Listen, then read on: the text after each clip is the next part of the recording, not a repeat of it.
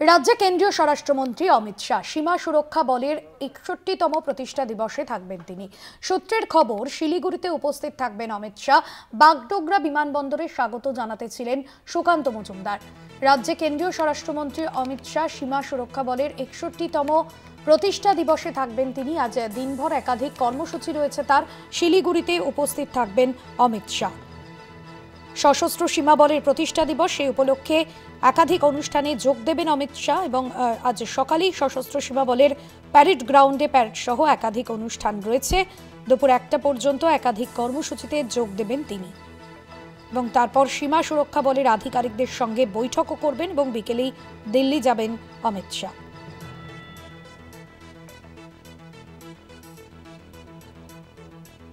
এবং অমিত শাহর বঙ্গ সফরে যেখানে আমরা দেখেছি বাংলাদেশে সংখ্যালঘুদের উপর নির্যাতনের যে বিষয় সামনে আসছে এবং বাংলাদেশ ভারত বিদ্বেষও চরম আকার নিয়েছে, স্বাভাবিকভাবেই সীমা রক্ষা নিয়ে বাড়তি সতর্ক থাকতে হচ্ছে ভারত সরকারকে। সশস্ত্র সীমা বলের অনুষ্ঠানে ঠিক কি বার্তা দেন অমিত শাহ সেদিকেই নজর রয়েছে। তবে দলীয় কোনো কর্মসূচি নেই সীমা বলের প্রতিষ্ঠা দিবস উপলক্ষে, সেখানেই একাধিক কর্মসূচিতে যোগদান করবেন স্বরাষ্ট্রমন্ত্রী অমিত শাহ। শিলিগুড়ি থেকে রয়েছেন আমাদের প্রতিনিধি সরাসরি রীনা কুমার রয়েছেন আমাদের সঙ্গে। রীনা, একাধিক কর্মসূচি রয়েছে আজ অমিত শাহ সীমা সুরক্ষা বলের অনুষ্ঠানে তিনি যোগ দেবেন। সেক্ষেত্রে বাংলাদেশের এই অস্থিরতার মধ্যে তার বঙ্গ সফর কতটা গুরুত্বপূর্ণ, অন্যদিকে সীমান্ত এলাকায় নিরাপত্তাই বা কতটা জোরদার করা হয়েছে?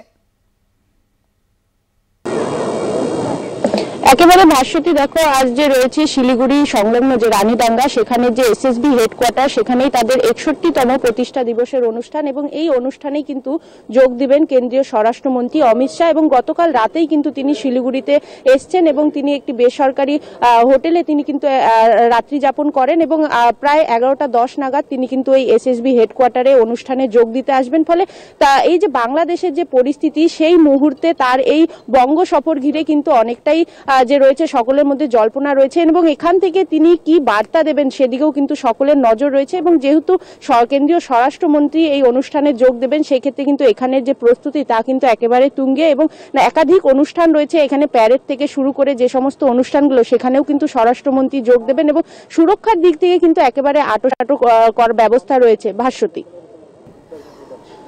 একদমই রীনা, এবং সে জায়গায় অর্থাৎ বাংলাদেশের যে অস্থির পরিস্থিতি আমরা দেখছি, যে সংখ্যালঘুদের উপর নির্যাতনের ঘটনা বারবার সামনে আসছে, সে জায়গায় দাঁড়িয়ে আজকের এই অনুষ্ঠান থেকে কি বার্তা দিতে চলেছেন বাংলাদেশ ইস্যুতে, সে বিষয়ে নেতৃত্ব কি মনে করছে? একেবারেই দেখো, যে এটা জানালাম যে বাংলাদেশের যে পরিস্থিতি, সেই পরিস্থিতি নিয়ে এই যে বঙ্গ সফর রয়েছে কেন্দ্রীয় স্বরাষ্ট্রমন্ত্রী অমিত শাহ, ফলে এই যে এসএসবির যে অনুষ্ঠান, সেখানে উপস্থিত হয়ে সেই পরিস্থিতি নিয়ে তিনি কি বলবেন তা নিয়ে কিন্তু সকলের মধ্যেই একটা জিজ্ঞাসা রয়েছে।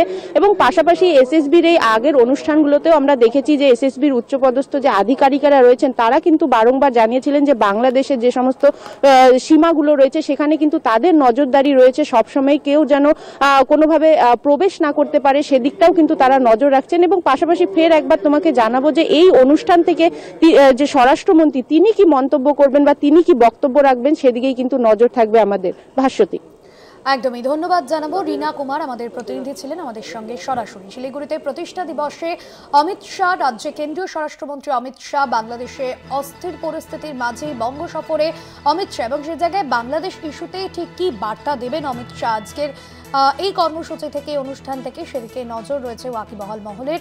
এবং আজ দুপুর 1টা পর্যন্ত এসএসবির একাধিক কর্মসূচি রয়েছে, সেই কর্মসূচিতেই যোগ দেবেন অমিত শাহ এবং তারপর বিশেষ বৈঠকও রয়েছে এবং এরপর তিনি দিল্লিতে ফিরে যাবেন।